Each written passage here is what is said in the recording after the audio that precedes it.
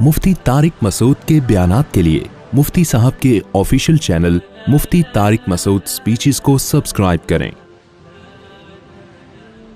अब आगे अल्लाह ताला का हुक्म है, वला तक़रबू मालल यतीमी इल्ला बिल्लती हिय अहसन। यतीम के माल के करीब भी मत जाओ मगर उस तरीके से जो सबसे बेहतर हो। यानी जैसे जिना के करीब भी मत जाओ तो यतीम के माल के भी करीब मत जाओ। लेकिन जिना में तो ये बताया कि उसके करीब कोई तरीका जाने का है ही नहीं। उसमें ये नहीं कहा कि उस तरीके से जो अच्छा हो, ना ना ना, क्योंकि वो तो हराम है। अलबत्ता यतीम के माल के करीब उस तरीके से जा सकते हो जो अच्छा है। क्या मतलब? उसको महफूज रखने के लिए तुम उसका माल अपने कब्जे में ले सकते हो कि ऐसा ना हो कि वो कमज़ोर है और लोग उसका माल खा जाएं, तो हिफाजत की नीयत से ले सकते हो। और सूरह निसा जो गुजर चुकी है उसमें अल्लाह ने तफसील बताई कि उन यतीमों को ये बताते रहो कि हमने तुम्हारा माल अपने पास बतौर अमानत रखा है और जैसे ही तुम समझदार होगे हम तुम्हारा माल तुम्हारे हवाले कर देंगे ताकि उनको बदगुमानी ना हो। तो इस नीयत से तो जा सकते हो उनके माल के करीब, वरना उनके माल को खाना ऐसे ही हराम है जैसे जिना करना हराम है। और किसी भी बुरी नीयत से उनके माल के करीब जाना भी बहुत बड़ा जुर्म है। तो बुरी नीयत से उनके माल के करीब भी जाने की इजाज़त नहीं है, खाना तो दूर की बात। और मैं इन आयतों में बार बार बताता हूँ कि यतीम का माल कैसे खाया जाता था। कुरान में दूसरी जगह इसकी तशरीह है कि विरासत में, यानी जब बाप का इंतकाल होता है तो बड़ा भाई छोटे भाई का या छोटी बहन है उसका माल खा गया, चाचे मामे खा गए। जो आजकल हमारी सोसाइटी में होता है कि जो नाबालिग बच्चे हैं माँ खा जाती है, बाज़ दफ़ा बेवा औरत होती है वो अपने छोटे यतीम बच्चों की विरासत खा जाती हैं। शादी ब्याह में उड़ा दी यतीम बच्चों का माल और मकान ख़रीद लिया अपने लिए।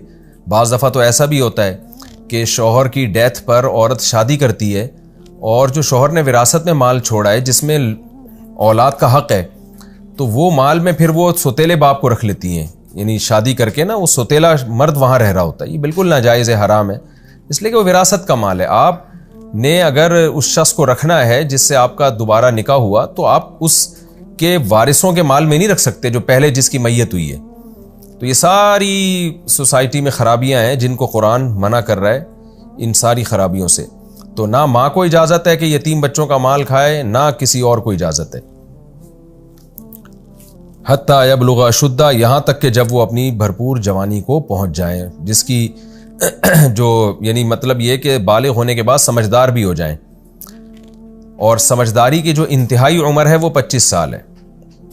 25 साल इंतहाई उम्र है। यानी ऐसा ना हो कि लड़का 25 साल का या लड़की 25 साल की हो गई फिर भी आप उसका माल उसके हवाले नहीं कर रहे कि बच्चे अभी ना समझ जाएं। तो नहीं, क्योंकि फिर जुल्म का ख़तरा है। तो इसलिए लास्ट उम्र जो फ़ुक़हा ने बयान की है वो 25 ईयर्स है कि अगर बच्चे में समझदारी पैदा नहीं हुई है तो एंड जो है ना 25 साल तक है। 25 साल के बाद आप मज़ीद डिले नहीं कर सकते। वाउफू बिल अहद, और मुआहिदों को पूरा किया करो। इन्नल अहद कान मसऊला, अहद के बारे में तुमसे सवाल किया जाएगा। एक सवाल तो दुनिया करती है या वो करता है जिससे तुमने एग्रीमेंट किया, और एक सवाल अल्लाह करेगा क़यामत के दिन कि तुमने एग्रीमेंट क्यों तोड़ा। वाउफुल कैला इदा किलतुम, और जब तुम कैल करो, नापो किसी चीज़ को तो पूरा पूरा नापा करो। कस्टमर के साथ धोखा मत किया करो। वज़िनु बिलक़िस्तासिल मुस्तक़ीम, और सीधे पैमाने के साथ तोला करो, वज़न किया करो किसी भी चीज़ का। यानी उस ज़माने में कैल और वज़न ही के ज़रिए चीज़ों को नापा जाता था। कैल मैं बार बार बता चुका हूँ, लीटर जैसे एक मखसूस बर्तन है ना, जैसे एक लीटर होता है, तो एक मखसूस बर्तन में जितनी चीज़ आ जाए, उस ज़माने में ये सा और मुद ये पैमाने थे।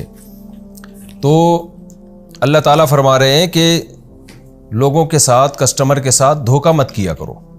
जब भी कोई चीज़ नापो तोलो पूरी उसके इंसाफ के साथ उसको दिया करो।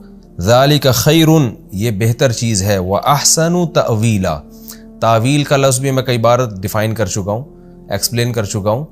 अंजाम के लिहाज से हम तावील कहते हैं ना कि जो लफ्ज़ है उसका जो माना है, हम गोया आप जब उसमें तावील करते हैं ना तो मतलब ये होता है कि उसका जो सही माना है उसको आप, उस मफहूम को आप बयान कर रहे हैं, तो उसका अंजाम बता रहे हैं कि इसका असल मतलब क्या है।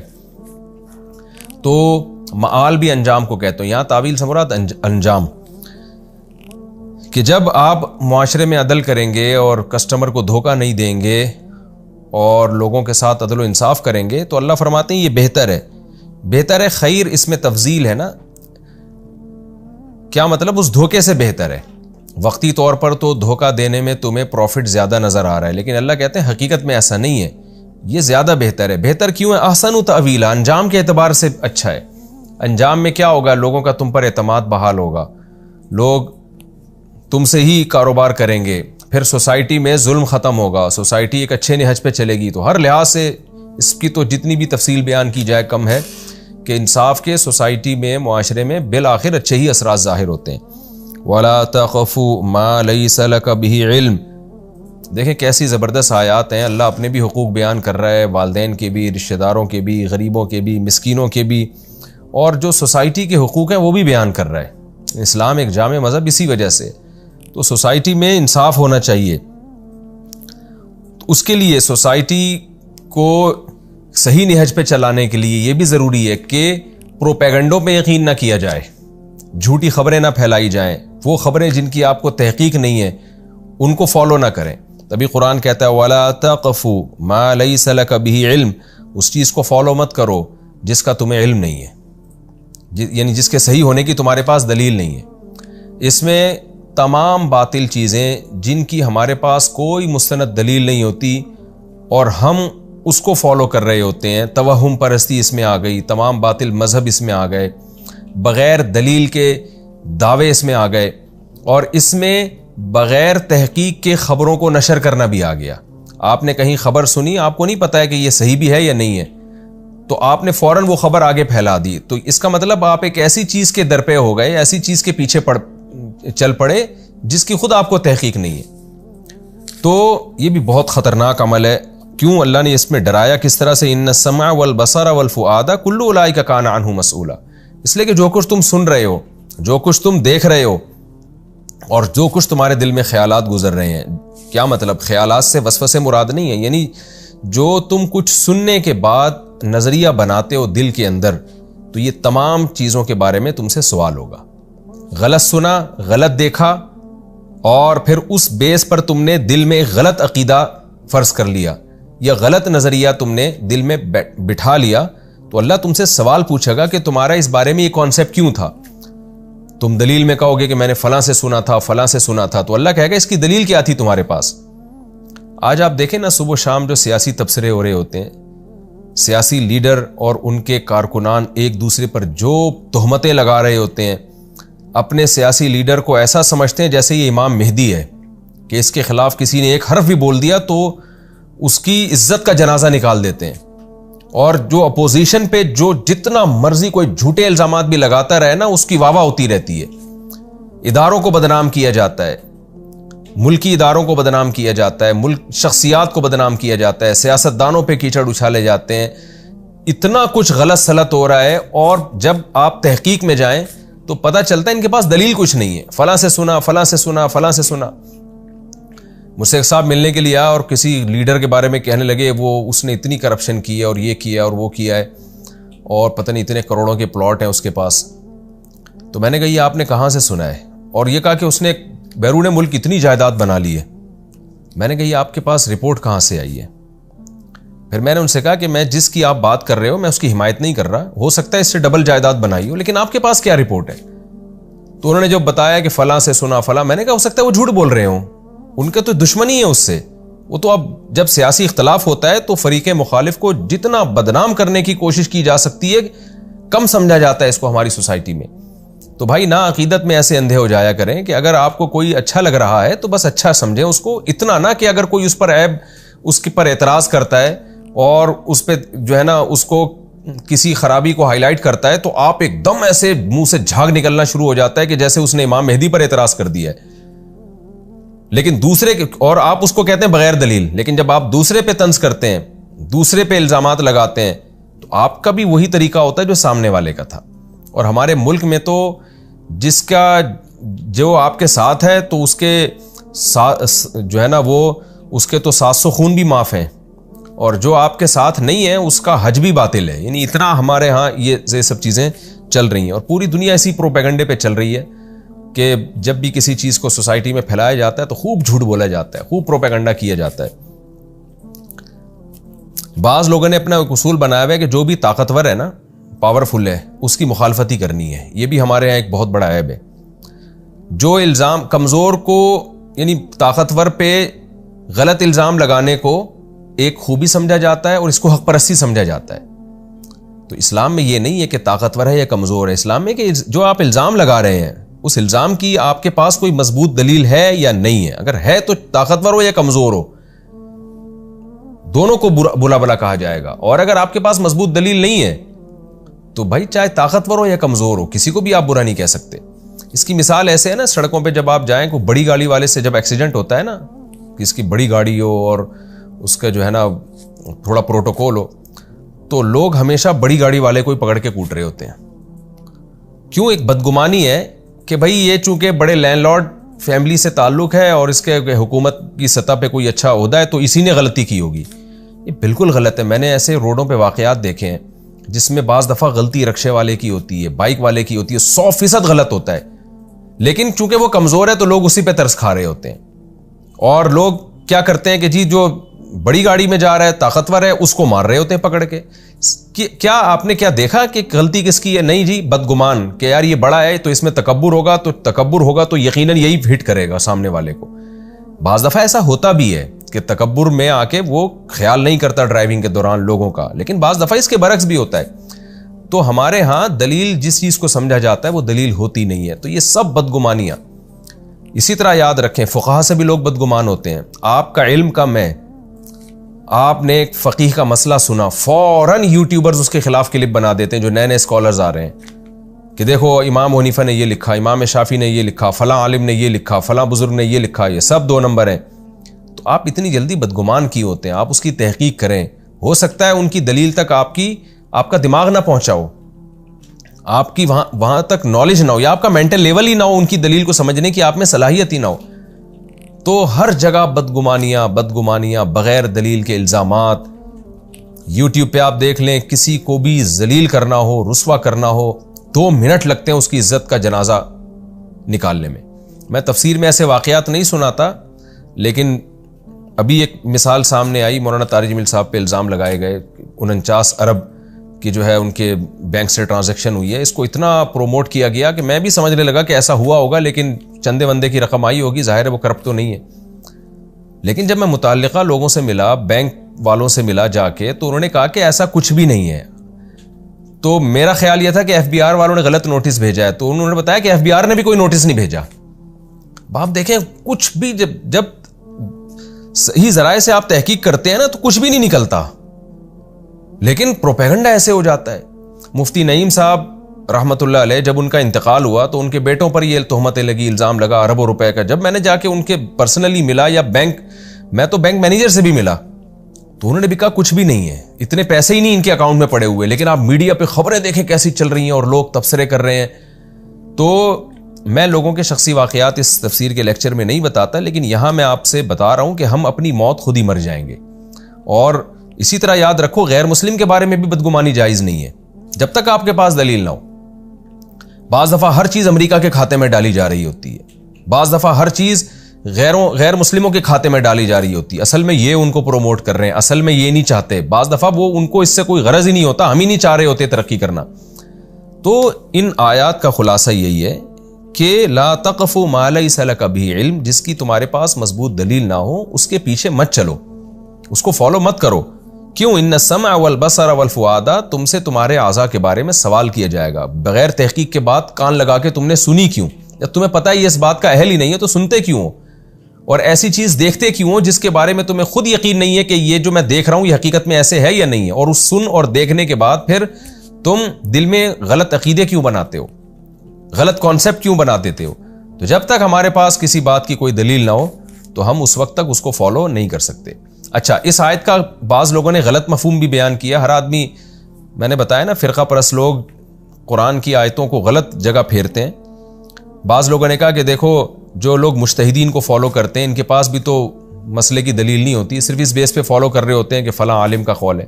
تو خوب سمجھ لیں، فاسألوا اہل الذکر ان کنتم لا تعلمون. قرآن کا حکم ہے اگر تمہارے پاس علم نہیں ہے تو پھر تم علماء سے پوچھو، کیونکہ ہر چیز کا ہر ایک کے پاس علم نہیں ہوتا. تو ایسی صورت میں دلیل عالم، ایک عامی آدمی کے لیے عالم کا قول ہی دلیل ہوگا. جیسے آپ نے میڈیکل سائنس کا علم حاصل نہیں کیا تو ڈاکٹر سے آپ پوچھیں گے، تو یہ چیز اندھی تقلید نہیں کہلائے گی. یہ تو قرآن کا حکم ہے کہ جس چیز کا علم نہیں ہے تو اہل علم سے پوچھو. میڈیکل سائنس کا علم نہیں ہے تو ڈاکٹر جو کہے گا اس کو ماننا پڑے گا. تو یہ اس میں داخل نہیں ہے کہ لا تخف ما لیس لک بہ علم، بلکہ یہ اس میں داخل ہے کہ تمہارے پاس علم ہے. علم کیا ہے کہ عقل بھی یہ کہتی ہے، علم بھی یہ کہتا ہے کہ جو جس فیلڈ کا ماہر ہوتا ہے اس کو فالو کیا جاتا ہے. تو اس میں فقہا کو فالو کرنا یہ اس آیت کے تحت داخل ہے. یہ بغیر دلیل کے کسی کو فالو کرنا نہیں ہے، بلکہ جس کے عالم اور مجتہد ہونے پر دلیل قائم ہو چکی ہے، اور وہ دلیل ہے اجماع امت. جیسے امام بخاری نے کہہ دیا کہ یہ تمام احادیث میں صحیح لے کر آیا ہوں، تو امت نے مان لیا. کیوں؟ ہمارے پاس امام بخاری کے برحق ہونے کی دلیل ہے. وہ دلیل کیا ہے کہ اجماع ہے کہ پوری امت نے ان کو مانا ہے، ان کے محدث ہونے کو تسلیم کیا، علم حدیث میں ان کے کمال کو تسلیم کیا. تو ایسے ہی مجتہدین کے اجتہادی صلاحیتیں اور ان کے کامل علم کو پوری امت نے مانا ہے. تو اب اگر کوئی ان کو فالو کرتا ہے تو دلیل ہی کو فالو کرنا کہلائے گا. مصنف ابن ابی شیبہ اور مصنف عبدالرزاق اور دیگر حدیث کی کتابوں میں صحابہ کرام تابعین کے بہت کثرت سے ایسے فتوے موجود ہیں جن میں ان سے فتویٰ لیا گیا، انہوں نے دلیل نہیں دی بلکہ بس فتویٰ دے دیا کہ یہ جائز ہے یہ ناجائز ہے. تو ظاہر ہے اس کو ہم اندھی تقلید نہیں کہہ سکتے. وجہ اس کی ہے کہ صحابی رسول کی بات پر عمل کر رہے ہیں نا ایک شخص، اور صحابی بھی وہ جو نبی کے پاس انہوں نے اتنا ٹائم گزارا ہو. تو ایسے بہت سارے فتوے ہمیں ملتے ہیں حدیث کی کتابوں میں کہ ایک تابعی آئے اور صحابی رسول سے مسئلہ معلوم کیا، انہوں نے جواب دے دیا. تو اب اس کو ہم یہ نہیں کہیں گے وہ بغیر دلیل کے کسی بات کو مان رہے ہیں. بھائی بغیر دلیل کے نہیں مان رہے، ایک ایسے شخص کی بات کو مان رہے ہیں جس کا برحق ہونا دلیل سے ثابت ہے. تو ایسے کی بات کو ماننا دلیل ہی کو فالو کرنا کہلاتا ہے. جیسے کہ حدیث میں آتا ہے انما شفاء العی السؤال، عاجز کی جو شفا ہے نا وہ سوال میں ہے. جو علم سے، جس کے بعد خود علم نہیں ہے تو وہ سوال کرے گا تو جو اسے جواب ملے وہی اس کو اسی میں شفا ملے گی. البتہ یہ ضرور ہے کہ وہ علماء جن کے پاس علم تو ہے مگر قرائن سے یا دلائل سے پتہ چل جائے کہ یہ اہل باطل کو فالو کرتے ہیں یا یہ خواہشات نفسانیہ کو فالو کرتے ہیں، مسائل بتانے میں اللہ کے خوف سے کام نہیں لیتے، امت کو گمراہ کرتے ہیں، پھر ایسے علماء کو فالو کرنا اس آیت کی روشنی میں حرام ہوگا. جیسے آپ کو پتہ چل جائے کوئی ڈاکٹر 2 نمبر ہے تو کتنا ہی بڑا ڈاکٹر ہو آپ اس سے علاج نہیں کرائیں گے. تو عالم بھی ہو با عمل بھی ہو. با عمل کا مطلب اس میں اللہ کا اتنا خوف ہو کہ وہ لوگوں کو میں غلط بیانی سے کام نہ لیتا ہو. آگے اللہ تعالیٰ کا ارشاد ہے وَلَا تَمْشِ فِي الْأَرْضِ مَرَحًا، اور زمین میں اترا کے مت چلو، تکبر کے ساتھ مت چلو. إِنَّكَ لَن تَخْرِقَ الْأَرْضَ، تو یعنی انکا کا مطلب مخاطب، ہر وہ شخص جو قرآن کی تلاوت کر رہا ہے یا قرآن کا درس سن رہا ہے اللہ اس کو خطاب کر رہے ہیں کہ تو زمین کو پھاڑ نہیں سکتا، یعنی اپنی پاؤں کی طاقت سے. جب انسان تکبر سے چلتا ہے نا تو 2 چیزیں ہوتی ہیں، ایک چال بہت زور سے زمین پہ رکھتا ہے اور ایک سینہ بہت اوپر کی طرف اکڑاتا ہے. تو اللہ کہہ رہے ہیں بھائی تو کتنا اونچا ہو جائے گا، تو پہاڑوں کی بلندی کو تو نہیں کراس کر سکتا نا، اتنا اونچا تو ہو نہیں سکتا تو، اور نہ تیرے پاؤں میں اتنا دم ہے کہ تو زمین کے سینے کو پھاڑ دے. یہ ایک جیسے ہم کسی کو سمجھا رہے ہوتے ہیں نا کہ تو جو ہے تیری حیثیت کیا ہے، تیری اوقات کیا ہے. صبح و شام ہم محاوروں میں اس طرح کے جملے استعمال کرتے ہیں نا کہ تو کیا کر سکتا ہے. جیسے قرآن مشرکین کے بارے میں کہتا ہے کہ تم جن بتوں کو پوجتے ہو ایک مکھی تک تو بنا نہیں سکتے وہ. تو یعنی اللہ فرماتے ہیں تمہارے پاؤں میں اتنا زور نہیں ہے کہ ایک نرم زمین کو تم پھاڑ ڈالو، اور نہ تم اتنے اونچے ہو سکتے ہو کہ پہاڑوں کی بلندیوں کو کراس کر جاؤ. تم سے بلند اللہ نے پہاڑ پیدا کیے، تمہارے پاؤں میں جتنی طاقت ہے اس سے زیادہ سخت تو اللہ نے زمین کو پیدا کیا. تو یہ ایک سمجھانے کے لیے کہ انسان پہ تکبر زیب نہیں کرتا. اگر آپ پاورفل ہیں تو آپ سے بھی زیادہ طاقتور چیزیں اس دنیا میں موجود ہیں. کل ذالک کان سیئہ، اب جو پچھلے رکوع سے اللہ نے مضمون شروع کیا تھا نا کہ اللہ نے کہا ہے کہ تم اللہ کے سوا کسی کی عبادت نہ کرو، والدین کی اطاعت کرو، یعنی وہ تمام کوششیں جو آخرت کے طلبگار کرتے ہیں ان تمام کوششوں کا اللہ نے تفصیل سے بیان کیا. اور پھر آخر میں اللہ خلاصہ بیان کر رہے ہیں کل ذالک، یہ جتنے آرڈر میں نے تمہیں دیے ہیں، کان سیئہ، ان میں جو بھی تم برا کرو گے، ان کا جو بھی برا ہے، ان کا برا کیا ہے؟ جو آرڈر دیا کرنے کا اس کو نہ کرنا برا، اور جس سے روکا اس کا کرنا برا. تو اس کا جو بھی سیئ ہوگا، جو بھی اس کی برائی ہوگی، عند ربک مکروہا، تو یہ ساری چیزیں تیرے رب کے نزدیک ناپسندیدہ ہیں. یعنی شرک کرنا بھی ناپسندیدہ، اللہ کی عبادت نہ کرنا بھی ناپسندیدہ، والدین کے ساتھ اچھا سلوک نہ کرنا بھی ناپسندیدہ، رشتہ داروں کو نہ دینا بھی ناپسندیدہ، یتیم اور مسکینوں کا خیال نہ کرنا بھی ناپسندیدہ، اور یتیم کا مال کھانا، قتل نفس، یہ تمام چیزیں، ناپ تول میں کمی کرنا، یہ تمام کام، اور پروپیگنڈے سے متاثر ہونا، بغیر دلیل کے خبروں کو پھیلانا اور بغیر دلیل کے چیزوں کو فالو کرنا، یہ تمام کے تمام کام، زنا کے قریب جانا، یہ تمام کے تمام کام وہ ہیں جو تیرے رب کے نزدیک ناپسندیدہ ہیں۔